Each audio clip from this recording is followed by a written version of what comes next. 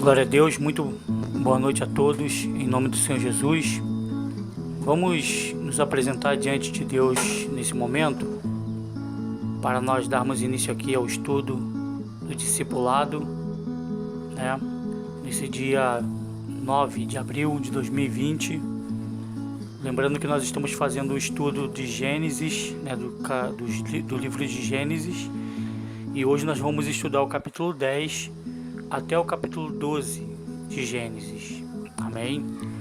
Então vamos pedir direção ao Senhor, porque todo ensinamento vem do grande mestre, do nosso Deus, e nada do que vai ser comentado aqui está planejado pelo homem, e o Senhor é quem vai nos dar toda a direção em nome de Jesus. Ó Senhor Deus e Pai, em nome do Senhor Jesus, nós louvamos o Teu santo nome, Senhor, pela oportunidade verdadeira que o Senhor nos dá nesse momento, que é uma oportunidade, Senhor, única, tanto para quem está sendo usado nesse momento, que é a minha pessoa, quanto para todos esses que se colocam nesse momento diante da Tua presença para poder estudar, Senhor, as Escrituras Sagradas.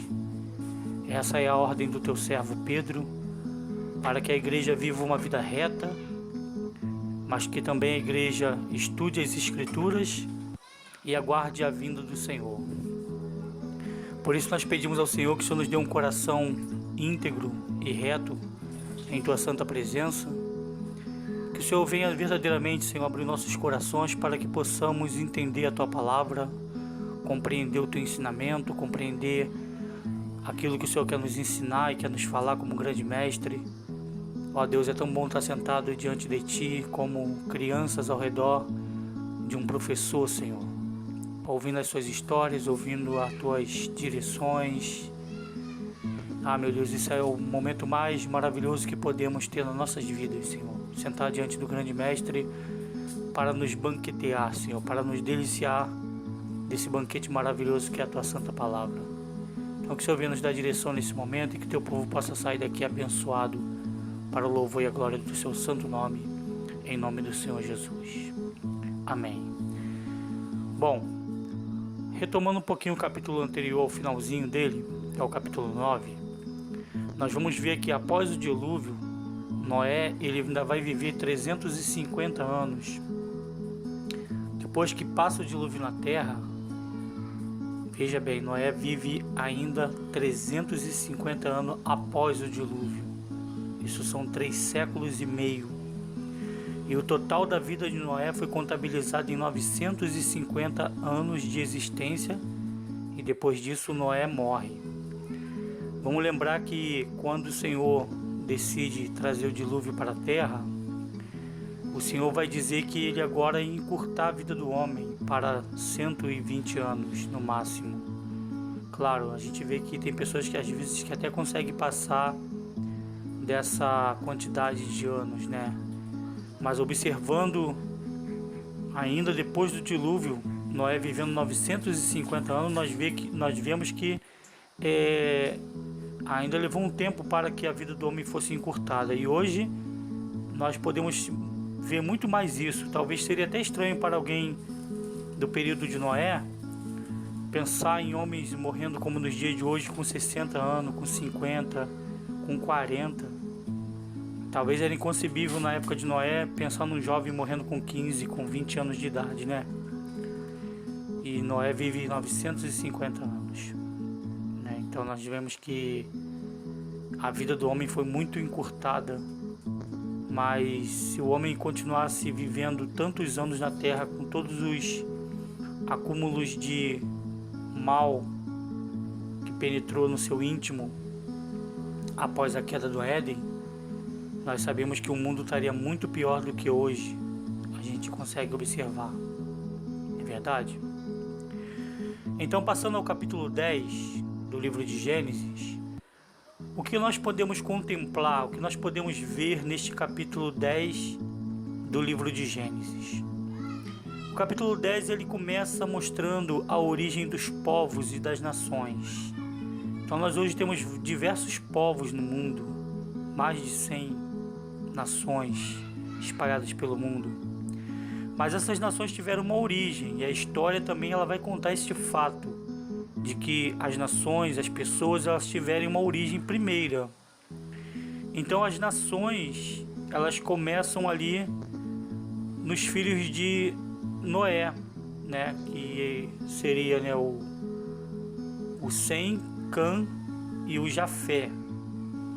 Bom, no capítulo 10, a Bíblia mostra que de Jafé, que era o filho caçula de Noé, nós vamos ter os descendentes dos povos marítimos.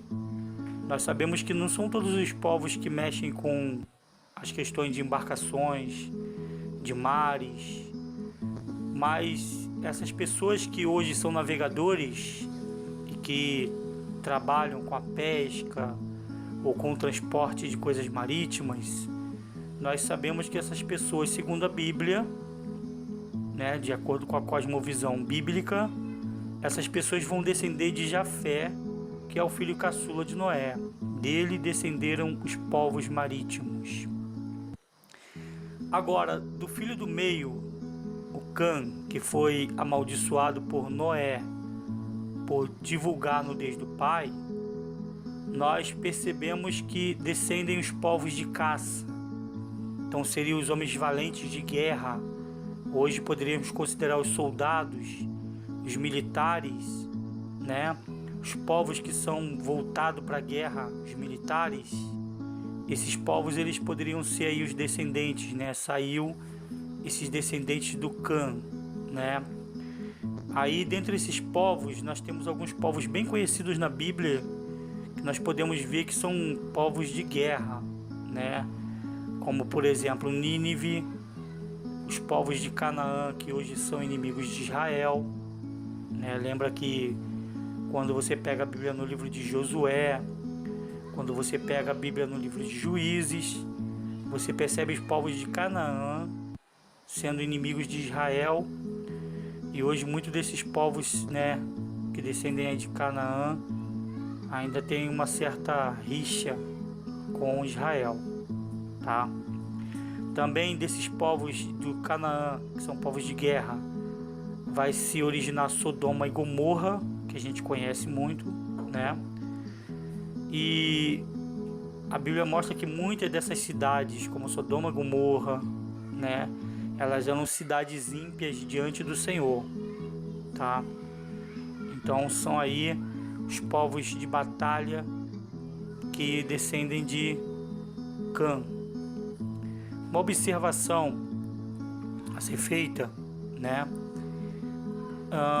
Nesse capítulo 10 que nós estamos começando a ver, antes de Deus dar observações sobre a origem do povo de Israel, Deus primeiro ele vai observar as nações que estão separadas dele. Deus não começa falando aí sobre o seu povo, não. Ele dá primeiro ênfase aos povos que estão distante dele, aos povos ímpios, aos povos que estão separados. E depois que ele vai tomar a origem do seu povo. Segundo a nota de rodapé da King James, esses povos estão separados por um momento apenas, porque são povos que descenderam do homem que havia caído no Éden, né? Então são povos que estão vivendo em pecado, são povos que estão vivendo de uma maneira separada de Deus. Então diz que na grande comissão, né? Na grande comissão, Deus vai reunir novamente esses povos. Eu acredito que nós podemos glorificar o Senhor, porque a nossa geração parece que ela faz parte desse grupo da grande comissão. Então se você pegar a tua Bíblia lá em Mateus capítulo 28 e versículo 18, isso é uma referência da nota de rodapé da King James, você vai ver que a Bíblia fala assim: então Jesus, aproximando-se deles, lhes assegurou: toda a autoridade me foi dada no céu e na terra.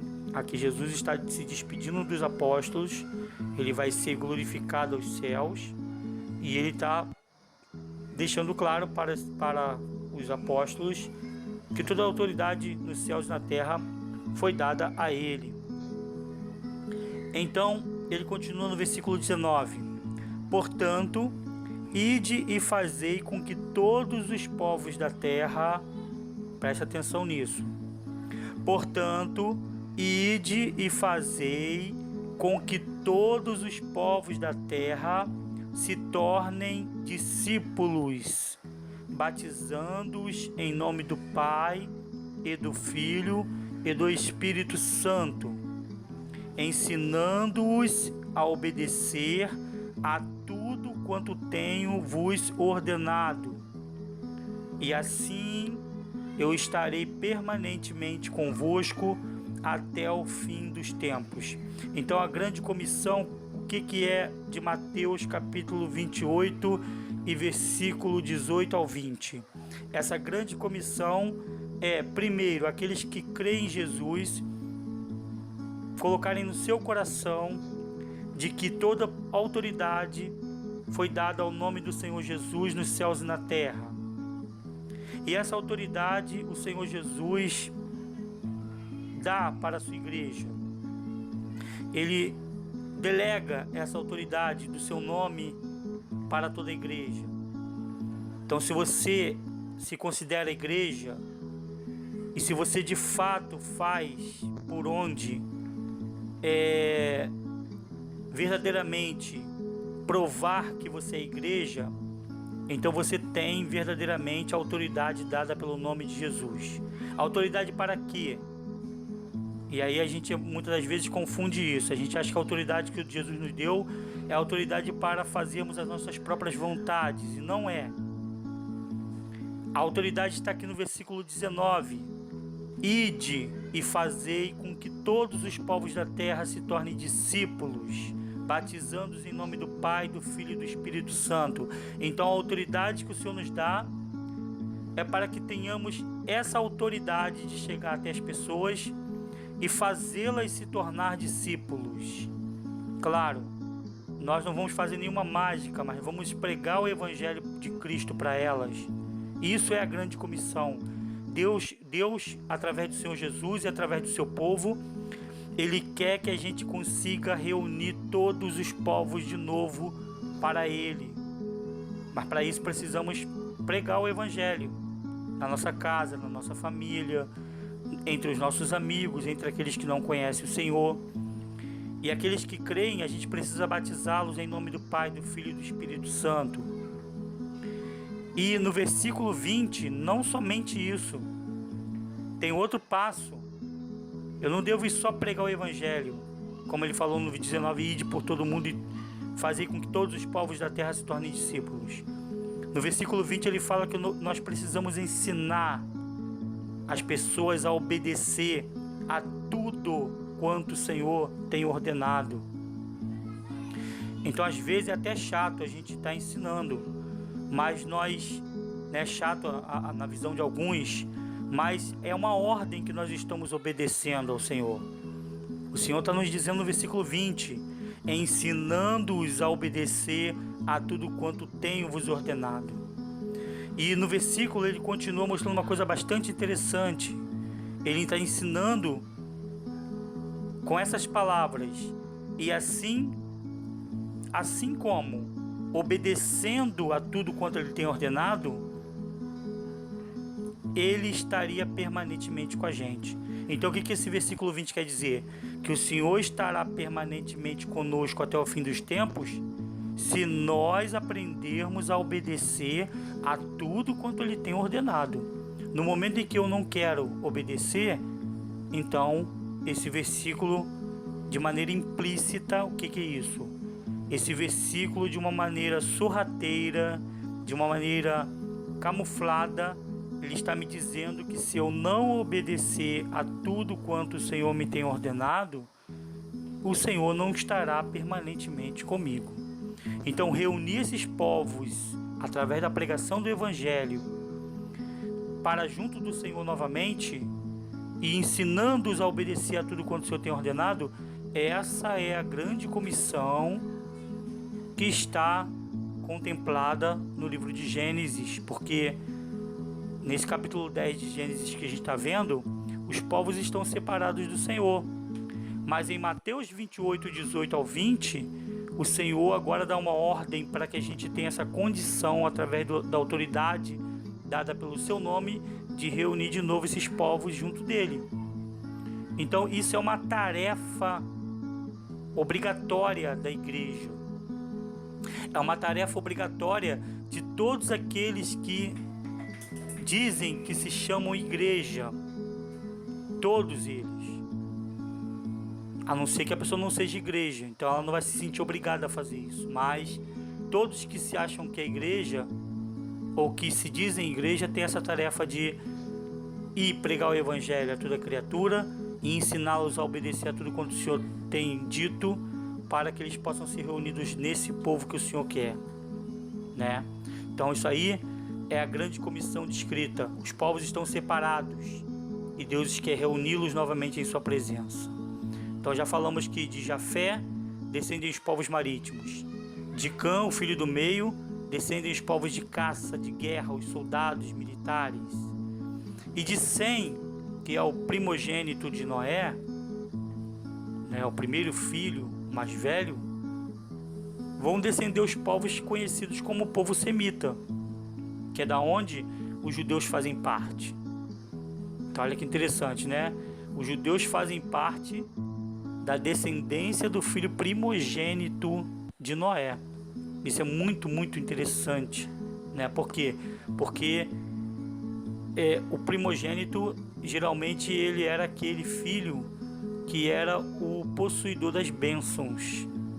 E judeus descendem exatamente de Sem, que é o primogênito, né? Só que tem uma questão interessante. Nós não encontramos nenhuma habilidade descrita para os povos semitas, lá na descendência de Sem. Daí nós acabamos por acreditar que essas pessoas descendentes de Sem, os semitas, eles eram pessoas de vivência simples, que aos olhos humanos eles não tinham a menor importância ou a menor expressividade. Aí nós pensamos, não são exatamente essas pessoas que o Senhor chama para compor o seu povo? Quantas pessoas na igreja hoje fazem parte de ministérios e infelizmente uma coisa chamada orgulho às vezes entra no nosso coração, mas se você for perceber na igreja, muitas das pessoas que estão fazendo parte do povo de Deus hoje eram pessoas que aos olhos humanos, para a humanidade, para a sociedade, elas não tinham a menor importância, elas não tinham a menor expressividade, mas hoje o Senhor as chama para ser povo. Hoje o Senhor as chama para compor uma nação, para fazerem parte do seu povo. Hoje elas são levantadas como grandes pastores, grandes diáconos, grandes membros de igreja, pessoas bem-sucedidas, né, nos seus empreendimentos, nas suas profissões. Então nós deveríamos pensar um pouco nessas nossas raízes simples que o Senhor nos chama. Eles nos tornam tão importantes depois, a gente põe um orgulho no nosso coração achando que a gente é alguma coisa. Mas nossa raiz primeira de povo simples, ela deve ficar viva. O Senhor nos chamou como pessoas que não eram nada e que não tinham nenhuma significação, ou nenhum significado, melhor dizendo. Só que Ele nos tornou alguma coisa, né? E nós não devemos colocar isso no nosso coração como orgulho, mas a gente deve pensar, o Senhor me chamou, eu não era nada, e eu sou grato ao Senhor por tudo. E como que eu posso retribuir essa gratidão ao Senhor? Então os povos semitas, eles, segundo aí os estudos, mostram que eram pessoas pessoas de vivência simples, né? Que aos olhos humanos não tinham importância e expressividade, né? Nós devemos lembrar que por causa do erro de Cã, né, da onde descendem os povos de Canaã, Noé havia profetizado que Canaã, ou seja, os descendentes de Cã, seriam os servos de Sem, seria servo dos semitas. E hoje nós conseguimos observar isso olhando para o Oriente Médio. Quando você olha hoje para o Oriente Médio, nós vemos os povos ali, né, descendentes dos cananeus, de Canaã. Nós vemos os povos subjugados a Israel, né? Por quê? Porque o Senhor havia dito isso através da boca Noé havia profetizado isso de que Canaã, ou os descendentes de Cã, seriam servos dos descendentes de Sem, que são os semitas, que são os judeus, tá? Bom, segundo a Bíblia, é a partir dos descendentes de Sem, de Cã e Jafé, os filhos de Noé, que os povos vão se dispersar pelo resto da terra. Claro, depois se formou inúmeros povos sobre a terra, mas, segundo a Bíblia, a origem primeira dessas nações espalhadas pelo mundo partem dos filhos de Noé após o dilúvio, Sem, Cã e Jafé. Quando passamos para o capítulo 11, nós encontramos uma história bastante conhecida nossa, mas nós temos alguns pontos bastante importantes aqui para poder observar no capítulo 11 do livro de Gênesis. Começamos vendo aí a Torre de Babel, né? Babel, a palavra Babel significa mistura e confusão de línguas. É isso que a palavra Babel, segundo o dicionário, significa. E a Bíblia vai dizer, né? Porque ali o Senhor confundiu a língua dos povos. Bom, esse capítulo lá no seu versículo 1, ele já começa nos mostrando que antigamente, lá no começo da origem dos povos, não existiam vários idiomas, não existiam várias línguas, existia apenas um idioma, existia apenas uma língua. Então, se permanecesse assim, hoje você ia para a França, para a Itália, para a Inglaterra, você ia conversar com as pessoas e entender tranquilamente as pessoas, porque todos falavam a mesma língua. Mas o que aconteceu a partir dos versículos seguintes, né? Os homens, né, além de não desejarem obedecer à ordem de encher a terra dada por Deus, eles resolvem construir uma torre. E essa torre, ela se torna o símbolo da glória do ser humano sobre o Criador. Então eles queriam mostrar ao Criador que nada podia impedir o ímpeto humano, que os seres humanos podiam fazer todas as coisas que eles quisessem, né? Então eles não querem obedecer a ordem de se espalharem pela terra, desobedecendo a ordem que Deus falou primeiro, né, para Adão: crescer e multiplicar-vos e espalhar-vos pela terra. E depois se constrói uma torre para afrontar o Criador. Queria uma torre que atingisse, penetrasse dentro dos céus, para mostrar a glória do ser humano e fazer perpetuar o nome deles sobre a terra. E Deus, ele se mostra bastante preocupado com isso. O Senhor, na Bíblia, ele mostra isso porque ele vai fazer uma declaração muito séria. E nós vemos a concretização de muitas dessas coisas, né? Embora todo o poder e toda a autoridade e a soberania, graças ao Senhor, permanece nas mãos dele e sempre permanecerá, mas nós podemos ver um pouquinho disso que o Senhor havia declarado, né? Versículos à frente, ele vai dizer assim: essa construção é apenas o início de suas iniciativas. Em breve, nada poderá impedi-los de realizar o que quiserem. Então o Senhor fala: essa torre que eles estão construindo, essa cidadezinha que eles estão construindo, é só um iniciozinho das iniciativas deles. O Senhor já sabia que os homens iam começar a querer construir coisas para mostrar que eles eram tão capazes quanto o Criador. E aí o Senhor fala: em breve nada poderá impedi-los de realizar o que quiserem. Então é assim que o ser humano vive hoje, né? Ele vive querendo realizar o que ele quer.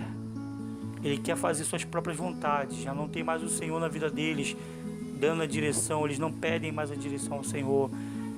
Muitas das vezes passam um dia inteiro e o Senhor não faz parte em momento algum da vivência deles. Não lembram-se do Senhor, só quando tem um perigo. Quando vem o perigo, quando vem o sofrimento, aí lembram de falar: ai meu Deus, por que isso? Que mal que eu fiz a Deus? Ô Senhor, por favor, né? Mas é assim, inicia-se aqui, lá na Torre de Babel, com eles construindo algo para a glória deles, né? E o Senhor fala: isso é só o início das suas iniciativas. Daqui a pouco eles vão poder realizar, eles vão querer realizar o que eles quiserem. Então, por isso, o Senhor fez com que surgissem diversas línguas entre os homens. Ele confundiu ali a língua dos homens, porque eles estavam começando a querer fazer aquilo, e o Senhor mostra o seu poder. Quando ele confunde a língua dos homens ali, os homens não conseguem compreender um ao outro, e por isso eles param de construir a torre, param de construir aquela cidade, e eles vão se espalhar por toda a face da terra. Isso pode ser contemplado aí no capítulo 11 de Gênesis, a partir do versículo 1 ao versículo 9, quando o Senhor faz isso na Torre de Babel, tá? Então você vê que os idiomas diferentes, as línguas diferentes, eles surgem justamente por causa, por causa exatamente dessa rebeldia do homem aí em querer construir algo para a sua glória. Uma observação no versículo 9, há uma confirmação, da tese da história, quando ela afirma, a história vai confirmar a Bíblia, na verdade, Muita gente questiona, será que a Bíblia é verdade? Será que isso que está falando na Bíblia, será que isso não é só uma parábola? Será que isso não é só um conto? Gente, olha só, muitos fatos estão sendo revelados. Por exemplo, a Torre de Babel, segundo a nota de rodapé da King James, segundo alguns estudos também que a gente faz também, nós vemos que existem várias construções ali no Iraque, no Oriente Médio. Existem várias construções que mostram torres, torres que estavam inacabadas, que não foram concluídas. Não conseguiu se achar ainda uma torre que eles pudessem dizer essa era a Torre de Babel. Não conseguiram, mas já acharam diversos tipos de torres. Eles já sabem que essas torres, elas eram construídas como se fossem escadas. Eles já sabem que no topo dessas torres, em muitas dessas torres que eles encontraram, eram feitos sacrifícios humanos, eram feitos sacrifícios de animais. Eles já sabem muito disso através da arqueologia, Mas esse versículo 9 ele vai confirmar a tese histórica, quando ele vai dizer que desde a Babilônia o Senhor dispersou a humanidade sobre a face da terra. A Babilônia ela fica exatamente na região da antiga Mesopotâmia, como conta a história, onde ficou o atual Iraque hoje. Então o que acontece? A história da escola que seus filhos estudam, que você que é jovem, que está ouvindo o discipulado estuda, os povos, você vê que quando você estuda história, os povos saem exatamente daquela região da Babilônia. Os povos saem exatamente da Mesopotâmia em direção ao mundo. É dali que eles vão se dispersar para o mundo, tá? Então a Bíblia confirma o início dessa dispersão, tá? Então está de acordo com a história. Bom, ainda nesse capítulo 11, a Bíblia vai retomar a lista dos descendentes de Sem, da onde vai descender os judeus. Qual é a intenção aqui de uma retomada dessa genealogia, dessa lista de descendentes de Sem? É exatamente a gente conseguir chegar até aquele que ficaria conhecido como o pai da fé, Ele é o pai da fé de todo crente, ele é o pai da fé de todo aquele que crê em Deus. Ou seja, retomando a genealogia, retomando a lista de descendentes de Sem, a Bíblia nesse momento quer chegar até Abraão, que ficou conhecido como o pai da fé. E a partir do versículo 29, vai surgir Abraão, que não se chama Abraão, ele vai se chamar Abrão, e Sarai, que mais tarde vai se chamar Sara. O que esse versículo 29 começa a mostrar? Abrão e Sarai estão morando com sua parentela em Ur dos Caldeus, que é uma região babilônica. Eles estão na Babilônia, eles estão na Mesopotâmia, tá? Eles estão morando com sua parentela ali. O Abrão, que se tornaria Abraão, ele seria chamado mais tarde para formar uma nação pertencente ao Senhor. Então, assim como eu, você e muitos de nós fomos chamados a partir de situações em que nós não éramos cristãos, estávamos no mundo, também Abrão, ele foi chamado de uma nação que não servia a Deus, tá? Talvez você fale, não, mas eu nasci em berço evangélico, mas provavelmente algum parente seu pai, sua mãe, alguém, ou algum parente mais distante, eles também não serviam a Deus. Mais tarde eles vieram a conhecer a Deus e por isso tua família passou a conhecer, mesmo você que tenha nascido em berço evangélico, Agora, para que Abrão pudesse formar essa nação pertencente ao Senhor, o que seria necessário? Seria necessário ele se afastar dos costumes pecaminosos da nação babilônica. Então, quando Deus fala para Abrão, olha Abrão, sai da sua parentela, da casa de seus pais, na verdade, Deus está falando para Abraão abandonar os costumes pecaminosos da nação. Claro, Abraão saiu mesmo da casa da sua parentela mesmo, porque vamos lembrar que nesse período a aprendizagem não era feita em escola, não existia escola, as pessoas não iam aprender as coisas. Hoje a escola ela tem um papel de ensinar a cultura, de ensinar para as crianças o que a nação vive, né? Então, esses costumes de como a nação vive, as práticas religiosas, as práticas em casa, tudo isso era ensinado no seio da família. Então, Abraão não podia continuar na sua parentela, né? Ele já estava casado com Sarai, ele não podia continuar ali porque certamente costumes pecaminosos seriam ensinados para ele. Deus queria formar uma nação e por isso Deus chama Abraão e pede para ele abandonar a sua parentela. Hoje pode parecer estranho para nós, mas naquele período muitos jovens, muita gente, né, saía da sua parentela para ir trabalhar, fazer outras coisas, né, ir para outros lugares, viajar e já ser inserido na vida adulta, né? Então, para nós pode parecer estranho, mas para eles não era. Mas Abraão é chamado exatamente para sair desse costume pecaminoso da Babilônia, tá? Acredita-se que muitas das práticas de Abraão, né, talvez até algumas questões da própria lei de Moisés tenha saído do próprio Código de Hammurabi, que já existia muito antigo lá na Babilônia, né? Alguns historiadores, alguns professores até vão falar, não, mas essa aqui já existia no Código de Hammurabi, essa lei.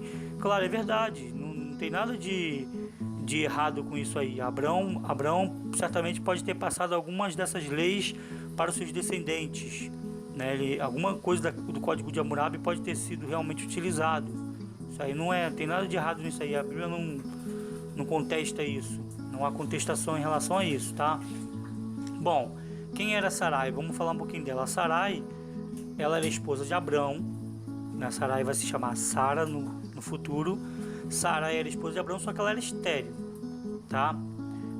Abrão, Ló e Sarai, elas vão sair de Ur dos Caldeus, que é na Babilônia, com Terá, que é o pai de Abrão, e eles vão em direção a Canaã, e a terra de Canaã é o atual Israel hoje, né? Onde está Israel hoje é a terra de Canaã que Abraão vai ver, que Deus vai lhe prometer. Só que antes de chegar a Canaã, que é a atual Israel, Abrão, né, ou melhor, Terá, o pai de Abrão, ele fixa residência em Harã, quer dizer, no caminho, né? Ele fixa a residência e o Terá não consegue chegar à terra de Canaã, ele morre na terra de Canaã, tá? E assim a gente dá encerramento a essa análise do capítulo 11 de Gênesis. Passando ao capítulo 12, né, de Gênesis, nós vamos ver aí o chamado e a missão de Abrão. Então tem alguma coisa importante para a gente poder ver aqui. Bom, o que é importante aqui para a gente poder pensar? Nós não temos apenas um chamado, nós temos também uma missão. Tem muita gente que pensa que é apenas um chamado. Ah, foi chamado e ótimo, tá bom, já estou chamado, então estou aqui, estou tranquilo. Não, nós temos o chamado e missão. Então a gente precisa entender o nosso chamado, né? O Senhor nos chamou. E agora a gente precisa entender qual é a missão que o Senhor tem para mim. Qual é a missão que o Senhor tem para nós? Qual é a missão que o Senhor tem para você? Você já conseguiu, por um acaso, perceber qual é a sua missão? Outra pergunta: ao perceber essa missão, você já tem cumprido com essa missão? Ou você tem desobedecido a Deus e não tem cumprido com a missão a qual o Senhor te chamou? Ele vai pedir contas a nós. Ele nos chama. E depois que ele nos chama, ele nos dá uma missão. E depois que ele nos dá a missão, ele vai cobrar. Aqui se encaixa aquela parábola dos talentos, lembra? Que um ganhou 5 talentos, o outro ganhou 2 talentos e o outro ganhou 1 talento. O que tinha 5 trabalhou e fez o talento render mais 5, o que tinha 2 trabalhou, fez o talento render 2, e o que tinha 1 resolveu enterrar porque ele achou que o Senhor era muito severo, então não ia correr risco de gastar o que era do Senhor, e depois quando ele entrega um talento para o Senhor e fala, toma o que é teu, estou te devolvendo. E o Senhor fala, poxa, deveria ter dado para outra pessoa, pelo menos, para o banqueiro, queria fazer render para mim. E aquele homem, ele é condenado por Deus porque não rendeu sua missão. Então só para refletir isso aqui. Abraão tem um chamado e uma missão, assim como todos nós que somos da igreja temos. Bom, Deus aparece para Abraão e ele dá uma ordem para Abraão. Ele fala, deixa a tua parentela e vá para a terra que o Senhor ainda vai te mostrar. E Abraão, ele com uma questão de fé, ele obedece essa voz, ele simplesmente larga ali de vez, ele deixa para trás Babilônia de uma vez por todas, já estava em Harã, ele não retorna para a Babilônia. Muitos de nós fazemos isso muitas vezes, retornamos para a vida antiga que nós estávamos vivendo, e Abraão não faz isso. Abraão segue em direção a Canaã, para onde seu pai desejava ir, né? E ele vai em direção, obedecendo a essa voz, dizendo para ele ir para uma terra que o Senhor ainda mostraria para ele. Abraão, ele vai revelar uma fé, que é essa fé que fala no livro de Hebreus, né? Que é a fé que você não vê as coisas acontecendo. Muita gente hoje quer provas. Ela quer prova de que realmente, né, o Senhor vai fazer tal coisa, mas Abraão não. Quando o Senhor manda, ele vai e obedece. Ele vai na fé. Bom, Deus promete abençoar e promete proteger Abraão, né? E promete também que por intermédio dele, por intermédio da fé que ele manifestasse, todas as nações da terra seriam abençoadas também. Então aqui Deus volta novamente ao assunto da grande comissão, né? Abraão manifestaria uma fé que não se vê, né, as coisas primeiro, mas se crê primeiro para depois ver. Outros aprenderiam essa fé com ele, e por causa dessa fé, todas as nações da terra seriam abençoadas. Por quê? Porque nós teríamos a grande comissão. Ele volta ao assunto da grande comissão, aonde aqueles que creram sem ver levariam a palavra do Senhor às nações que estavam afastadas do Senhor, né? E trariam de volta essas nações para Deus. Abraão, ele seria o modelo de fé, ele seria o modelo de servidão, e ele seria o modelo de amor a Deus para todos os povos da terra, como o é hoje, tá? Bom, ao se dirigir a Canaã, né, Deus mandou ele deixar sua parentela, só que um de seus parentes vai permanecer com ele. Tem um parente que não vai querer largá-lo. A Bíblia não entra em detalhes por quê, mas Ló permanece com ele. Ele fica junto, mas não por muito tempo. Isso pode ser visto lá no versículo 4. Ló, claro, não só Ló com sua esposa, né? E ele vai seguindo, né, com Abraão, né?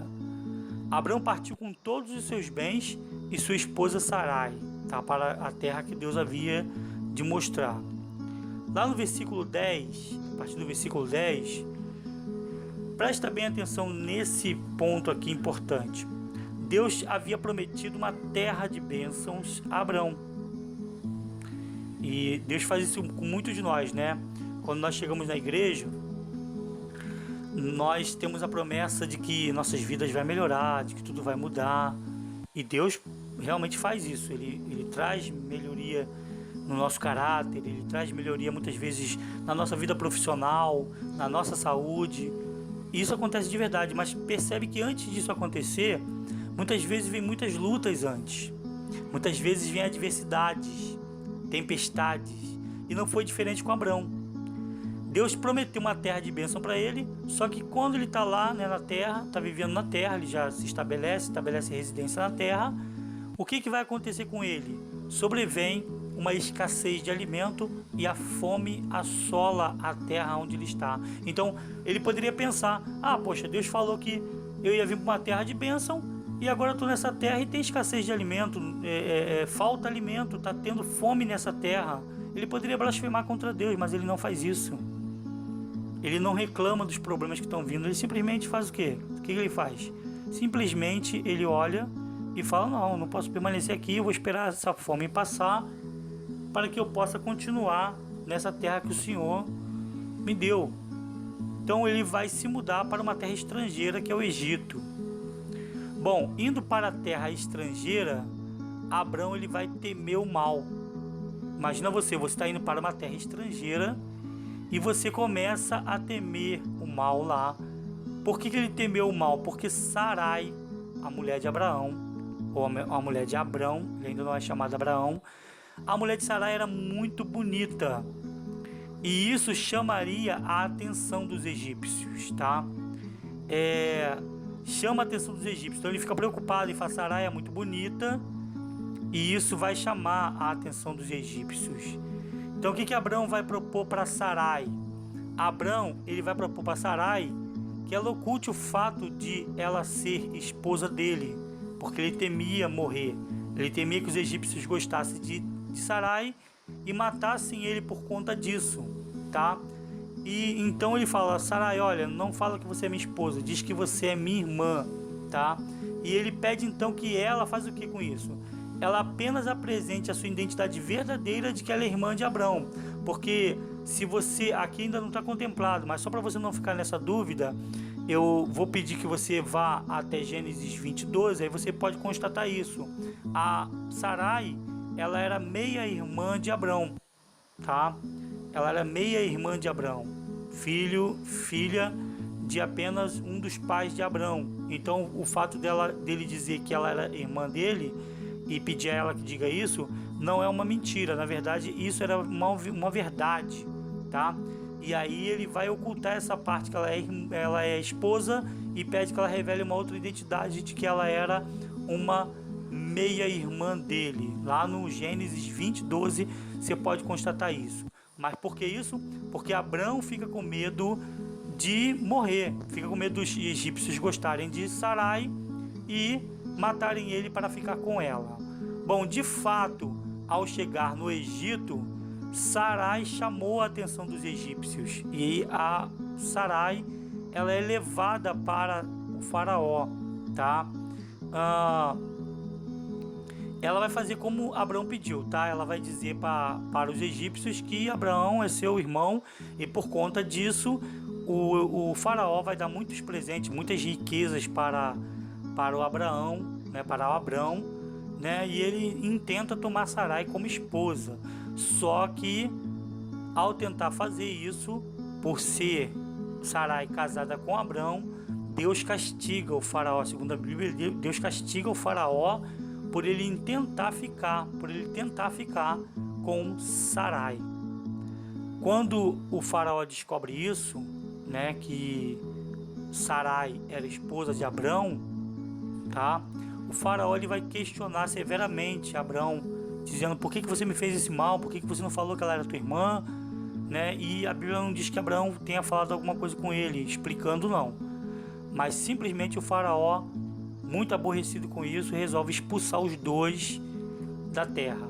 E eles vão embora, mas as riquezas que eles haviam ganhado permanecem com eles, tá? Então, Abrão oculta o fato de Sarai ser a sua irmã. Não, melhor, ele oculta o fato dela ser a sua esposa e apenas revela o fato dela ser a sua irmã. Ele revela que ela é irmã, tá? E acaba, né, dizendo que ele vai dizer que ela é apenas a irmã dele e não esposa dele, tá? Bom, vamos então ver agora o resumo. Bom, vamos então agora ao resumo daquilo que nós já conversamos sobre o capítulo 10 até o capítulo 12 de Gênesis. Nosso resumo é o seguinte, só para que você possa fazer um apanhado geral daquilo que foi falado. O resumo é o seguinte, ó. Os povos marítimos, guerreiros e pacíficos, eles tiveram sua origem primeira nos filhos de Noé, tá? Que são Sem, Cã e Jafé. Então você sabe que essas características dos povos marítimos, povos guerreiros de guerra e povos pacíficos, têm origem nos filhos de Noé. Claro que foram quem sobraram depois do dilúvio. Quem são esses filhos de Noé que deram origem a esses povos? Sem, da onde descendiam os semitas, os judeus, que é o primogênito Sem, o Cã, que foi amaldiçoado por Noé, da onde descendem os cananeus, muitos deles povos ímpios, né? E os Jafé, né? Então são daí desses homens que vai descender os povos da terra, as nações, tá? Claro, depois foram se diferenciando em muitos povos. Bom, os povos eles foram dispersos pela terra, mas a meta do Senhor é reuni-los novamente na grande comissão que acreditamos que fazemos parte hoje dela, que é o ide e levai o evangelho a toda criatura, batizando-os em nome do Pai, do Filho e do Espírito Santo e ensinando-os a obedecer a tudo quanto o Senhor tem ordenado. Nossa geração faz parte dessa grande comissão. O que é grande comissão? O trabalho de reunir de novo os povos. Então a igreja tem esse papel importante. A função da igreja, não é igreja, prédio não, gente. Não fica pensando, é a função lá deles lá. Não, é a tua função também. Você aí, ó, que se diz igreja, é a sua função reunir os povos para o Senhor, batizando em nome do Pai, do Filho e do Espírito Santo. Você tem essa função.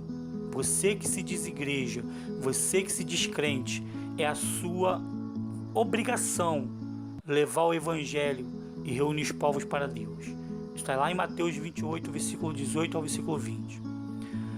Ainda nesse resumo, a Torre de Babel ela significa mistura ou confusão de línguas. Esta torre ela se tornou e ela era, naquele momento que estava sendo construída, o símbolo da glória do ser humano sobre o Criador, que é exatamente o que os seres humanos hoje estão buscando. Eles querem mostrar a sua glória ao invés da glória do Criador. Então a Torre de Babel ela se torna esse símbolo de que o ser humano triunfa sobre o Criador, o que não é verdade. O Senhor mostrou isso confundindo a língua dos povos, né? E ele mostra que essa torre foi apenas o início de que o homem ia passar a querer fazer o que ele quisesse, queria passar a buscar sua própria glória e não a de Deus, que é o que nós vemos hoje nesse mundo secular. Os povos que falavam, os povos, melhor dizendo, eles falavam apenas uma língua ou um idioma, tá? Mas a rebeldia do ser humano fez o Senhor criar outros modos de falar. E quando as línguas se confundiram, eles foram dispersados sobre a terra.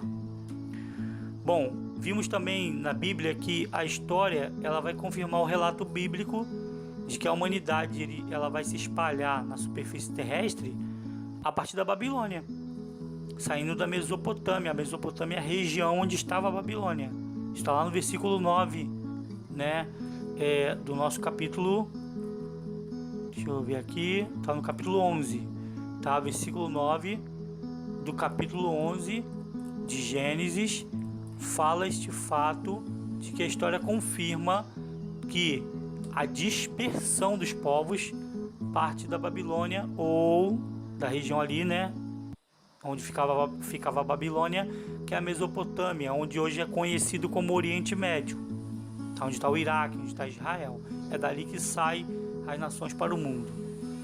Abrão, que seria conhecido como Abraão, ele veio de Ur dos Caldeus, que ficava na Babilônia, em direção à terra de Canaã com seu pai Terá, sua esposa Sarai e seu sobrinho Ló com sua família, tá? Então Abrão sai dessa nação ímpia, indo em direção a Canaã com seu pai, né? E Deus vai chamá-lo mais tarde para poder formar uma nação pró-Deus, uma nação de Deus. Abrão ele recebe um chamado e uma missão. E nós falamos disso, que todos nós não somos apenas chamados, nós também recebemos também uma missão. Temos que cumprir com essa missão que o Senhor nos chama. Hoje nós fazemos parte da grande comissão e a nossa missão quanto igreja é pregar o evangelho a toda criatura e ensiná-los a obedecer a tudo quanto o Senhor nos tem ordenado. Então Abraão ele recebe seu chamado de missão em Harã. Ele deve se separar dos costumes babilônicos presentes em sua parentela, por isso Deus fala para ele sair da parentela, e ele tem que ir para Canaã. Só que Ló, seu sobrinho, permanece com ele, tá? E o Senhor vai prometer e abençoar abençoar, ele promete abençoar Abraão e proteger ele. Bom, Abraão tem de Deus a promessa de uma terra de bênçãos, mas ele, assim como todos os que creem no Senhor, encontra a adversidade. Ele vai encontrar adversidade, ele vai encontrar luta, ele vai encontrar dificuldade. Então você que é cristão, o Senhor te promete bênçãos, o Senhor te promete suprir, o Senhor promete fortalecer, proteger você, mas isso não significa que você vai ficar isento de adversidade, não. Isso não garante que você não vai ter lutas. O Senhor sempre vai abençoar você. Após as lutas, o Senhor vai estar sempre estendendo a mão e resolvendo os problemas daquele que crê nele. Mas não desanima, porque a escassez e a luta, e muitas das vezes o problema virá. Mas existe muita gente fraca no nosso meio, existe muita gente que, diante de uma lutazinha de nada, já começa a desesperar. E por que eu digo de nada? Porque eu, como cristão, não foi diferente comigo, já passei por lutas que as pessoas não têm nem ideia, né? Mas depois, quando você vê Deus honrando você, você vai olhar e você vai dizer assim: oh, nossa, aquilo realmente não era nada perto daquilo que o Senhor vem fazendo. Então não pensa que só você sozinho está sofrendo adversidade. Ah, só eu sozinho, que mal fiz para Deus. Ah, só eu que sofro desse jeito, só eu que estou com dificuldade. Não, a Bíblia vai dizer que sofrimentos igual aos seus estão se cumprindo na sua irmandade pelo mundo. Então, assim como sucede contigo, como sucede comigo, sucedeu com Abraão. Deus vai prometer uma terra de bênçãos para ele, mas nessa mesma terra que Deus havia dito isso para ele, ele presencia a escassez de alimento, ele presencia a fome, ele presencia a terra sendo assolada pela miséria. E por isso ele resolve se mudar para o Egito, para uma terra estrangeira. Bom, Abraão, ao chegar nessa terra estrangeira, que é o Egito, ele teme por sua vida. Por quê? Porque ele olha para Sarai e fala: Sarai é uma mulher muito bonita. Ao chegar lá, eles vão me matar para ficar com ela. E por isso ele vai revelar a primeira identidade de Sarai, que era sua irmã, mas oculta o fato dela ser também esposa, porque Sarai era sua meia-irmã, e podemos ver essa referência comprobatória em Gênesis capítulo 20, versículo 12. Então, ao chegar realmente no Egito, Faraó, os súditos de Faraó levam Sarai até ele, e Faraó pretende tomá-la como mulher, e por isso ele dá muitas riquezas para Abrão. E aí Deus vai castigar Faraó, porque Sarai era uma mulher casada, não estava permitido ele tomá-la, tá? E por causa disso, o Faraó, ele vai chamar Abrão, por ter sido castigado por Deus, ele vai chamar Abrão, vai questionar Abrão por que Abrão fez isso, e muito aborrecido por não ter sabido antes dessa verdade, a gente não sabe direito o que ele faria se Abraão tivesse contado de primeira que Sarai era sua irmã, e por causa disso Faraó vai expulsar tanto Abrão quanto todos que estão com ele, Sarai, todos que estão com ele da terra, mas Abrão e Sarai saem levando as riquezas que ele havia dado para eles, tá? Então você vai dizer: mas então ele mentiu. Não, ele ocultou o fato dela também ser irmã dele. Isso aí fica para um questionamento dos próprios discipulandos aí. É uma questão para ser debatida, em dado momento. Tudo bem? Bom, então aqui nós encerramos a análise de Gênesis capítulo 10, ou melhor, Gênesis capítulo 10 ao capítulo 12. Aqueles que tiverem questionamentos, perguntas e querem ter suas respostas, vocês vão mandar para o Frontline Zap sua pergunta, e em dado momento eu vou estar observando as respostas e vou estar enviando essas respostas aí mesmo no Zap do Frontline, tá? Zap, tudo bem? Vamos agradecer ao Senhor, nós louvamos ao Senhor por esse estudo, foi muito edificante para mim particularmente, que também sou um discipulando junto com vocês, Não sou eu que discipulo vocês, mas o Senhor através da minha vida, e eu glorifico ao nosso Deus por isso. Com todas as nossas dificuldades, vocês de repente devem ter presenciado muitas falas ao fundo desse áudio, mas temos a certeza que o Senhor, Ele é glorificado a si mesmo, e é com muita luta que a gente faz esse trabalho, mas é tudo para a glória e louvor dele. Que seja conforme Ele quer. Vamos agradecer. Ó amado Deus e querido Pai, em nome do Senhor Jesus, nós louvamos o Teu santo nome, Senhor, porque o Senhor é maravilhoso e grandioso. Glorificado seja o Senhor por mais esse estudo, por mais esse ensinamento. Eu, como Teu servo e discipulando também do Senhor, louvo o Senhor. Ah, Pai, o Senhor é Deus maravilhoso, grandioso. Perdoa nossos pecados e erros e falhas. Perdoa nossas negligências e nossas transgressões e rebeldias, Senhor. Dá-nos um coração interessado, dá-nos um coração realmente interessado nas coisas do Senhor. Toma em Tuas mãos cada discipulando que participou, meu Pai, desse estudo. Que essas palavras estejam vivas no coração do Teu povo e que essas pessoas, meu Pai, que se interessam pela Tua palavra, possam ter questionamentos, Senhor.